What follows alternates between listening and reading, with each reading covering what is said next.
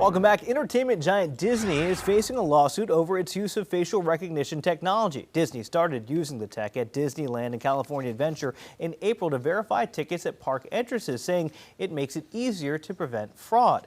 Executives say safety and privacy is their top priority. However, the lawsuit claims that this is false, saying guests have their photos taken and compared with previous tickets or passes. All right, so joining us now is our chief legal analyst, Khalif Rhodes, talking about this suit. Do you think it has some teeth here by saying, hey, you took my picture and you didn't delete it like you said you were, and you were using it in a way that I didn't think it would be used? You all are asking great questions and made two comments that I was already going to hit on. There's a clear distinction between a photo, taking a photo, and biometric data. A photo doesn't always equal biometric. It's if they're using the calculations like between the eye and the nose and the bridge and the chin, all those things that would say, hey, this is unique characteristics just to this person that an image would not only be able to display. So if they were using that type of information and not just a photo, and on top of that, what you asked, they weren't deleting it as they talk about they have after 30 days, if they were using it for some other information, or if they were selling it without your informed consent, those are other things that I think would strengthen the complaint,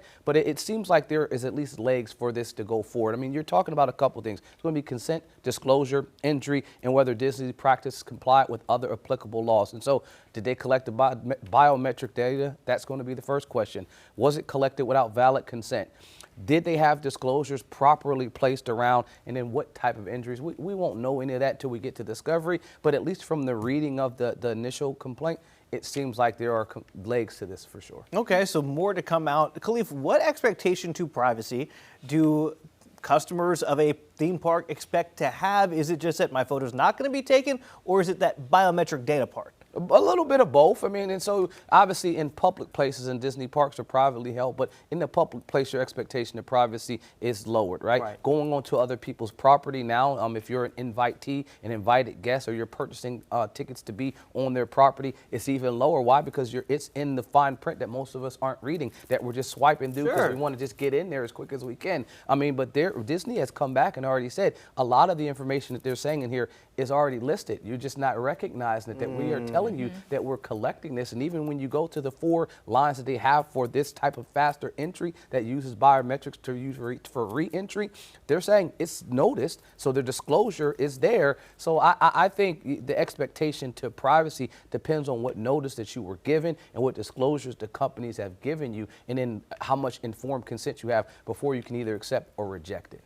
It's always in the fine print, right? And Disney is saying that this is helping us tackle ticket fraud. How is a photo used for that? Well, what they said in their response to this is that we're not collecting your biometric data for selling it. We're trying to combat, fraud, and we're trying to speed the processes. So they said that there are, there are all the lines, but then there are a number of lines that you can come through to will use and allow you to re-enter with biometric data. So you don't only have to do anything except for they grabbed your image, they use biometric data to compile, okay, this is the person that used it originally. So when you come back the next time, you can just walk right through without having to show your physical ticket. Again, that's what they were saying it's supposed to be used for. The complainant is saying it may be being used for something else. Okay, Khalif, obviously that we know that the court of public opinion always weighs in huge. If you're advising Disney, do you advise them to avoid settling this because it may look like you were doing something you weren't supposed to do, even though it seems like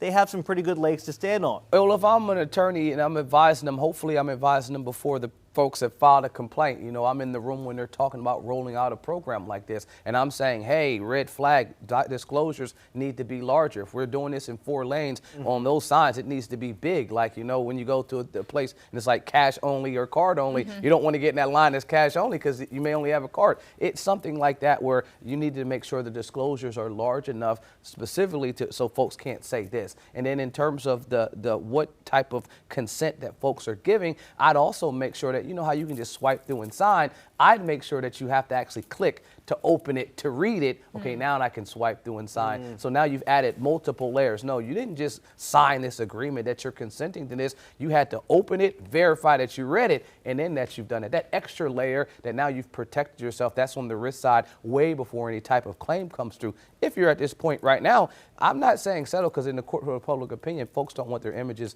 to be used in an inappropriate way. But I would say that you want to at least flush this out and show that we've done everything that we can do. More things like they've done already, like, hey, we responded and said we've already done and checked all the boxes to defeat this claim.